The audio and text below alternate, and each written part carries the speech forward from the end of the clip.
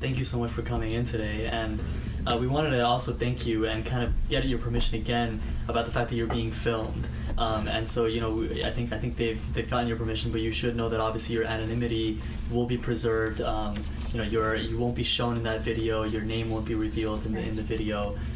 So just to make sure that you're comfortable with that. But it's really wonderful to actually sort of have the chance to meet you.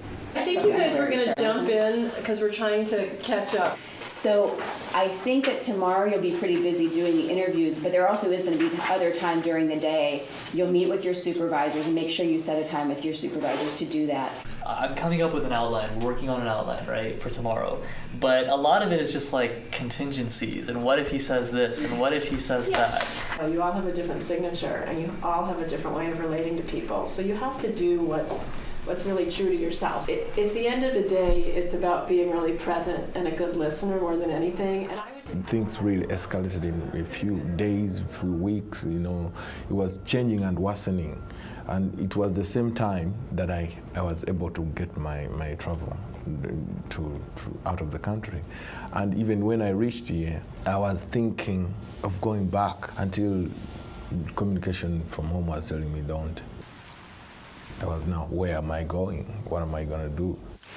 Everything I see here is just so strange, I would be enjoying my life, myself, my family, my son all the time. Some of those are the moments that I really miss a lot. I was online trying to find out, read. Then I eventually found out that I could regain another life after that, after seeking asylum. I understood that somebody was there, could listen to me and understand. I've sort of been thinking a lot about how I'm going to approach these questions, but I want more specificity in terms of the torture.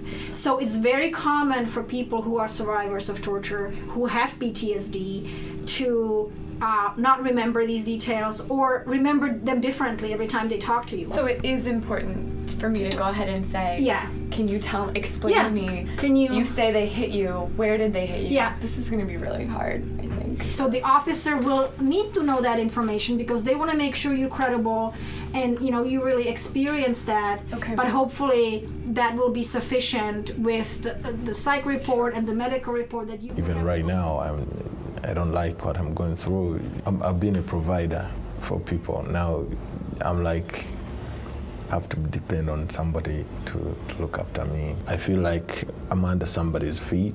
Anything can happen to anybody, anywhere, anytime.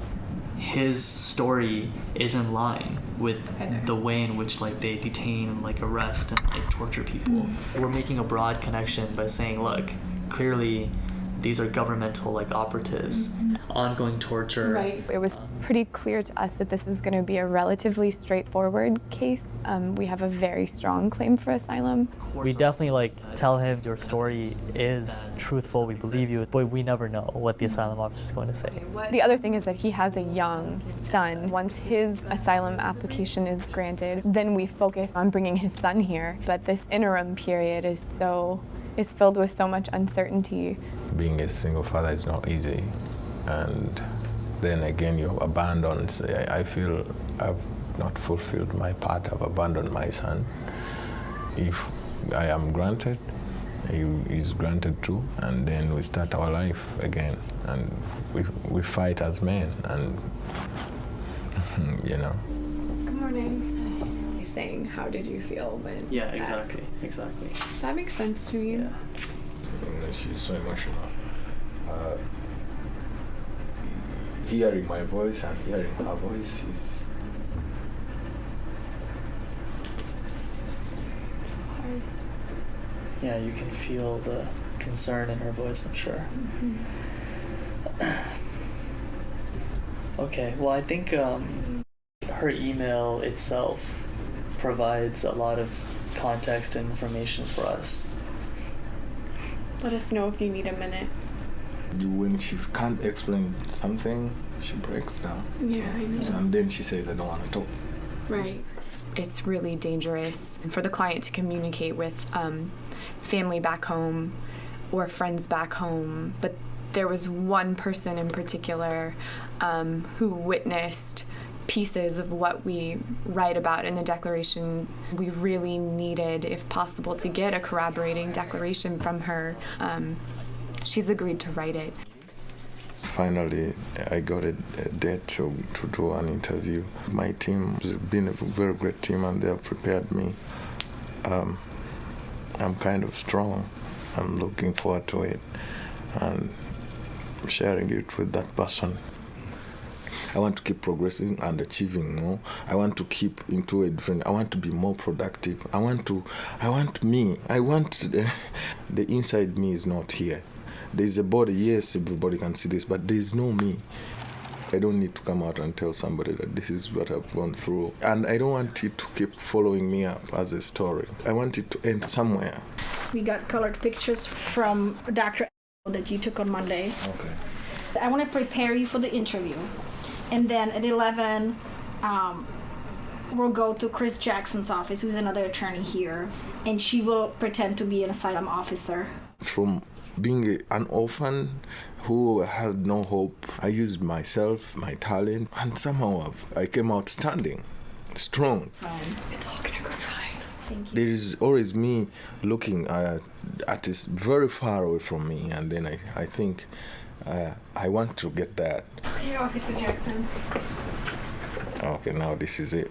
So here you are. This is what you've been waiting for. It is Cap. And I need you to raise your right hand. Do you swear to tell the whole truth and nothing but the truth?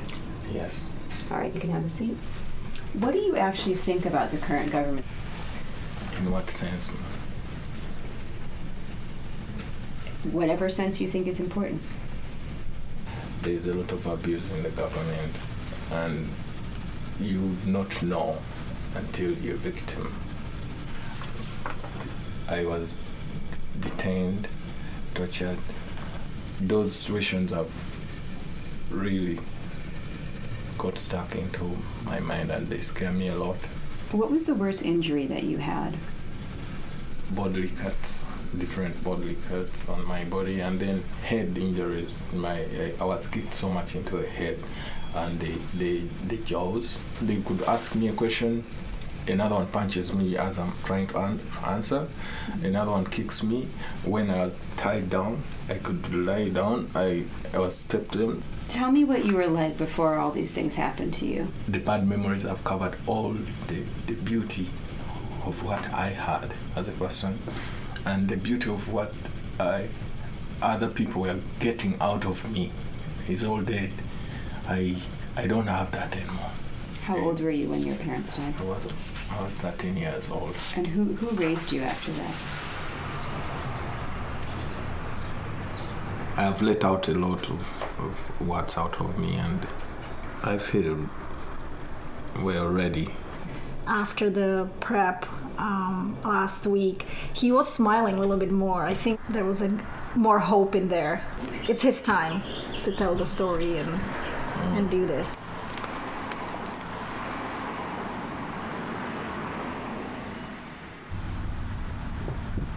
Your 5-year-old daughter. I know, that's why she doesn't like Oh, really? The biggest load is off me now. Like, I don't know. I thank God it is done now. Yeah. And I could tell that our prep, the mock interview that Chris had, oh man, I mean, I think that really prepared him because, this was sort of a breeze by comparison. I did choked up at one point. I was like, don't cry, don't cry. No. All three of us were sort of, because I think when she asked him what were the actual effects, that really, I think that got to all three of us. You talked about the worst being the mental health issues. I think it was just about credibility. It comes down to, is it would you say the truth? And I think that's what she wanted to get from you. Yeah. Thank you so much. Thank you. All right. I'm just too nervous. I have had sleepless nights for 2 weeks now. A lot of things are running into my head, so maybe after this I'll have a good sleep. Wake up and start another plan. I just let it be the way it is, and right now, until I come out. Yeah. Have a good day, folks. Thank you. Thank you, too.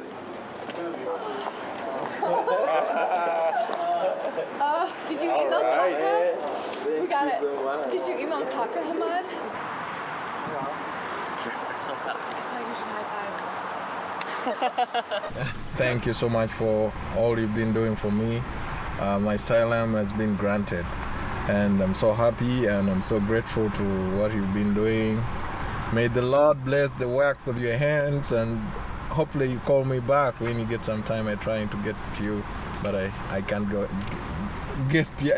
I'm nervous even now. I can't speak properly. I got it. I got this. Yeah.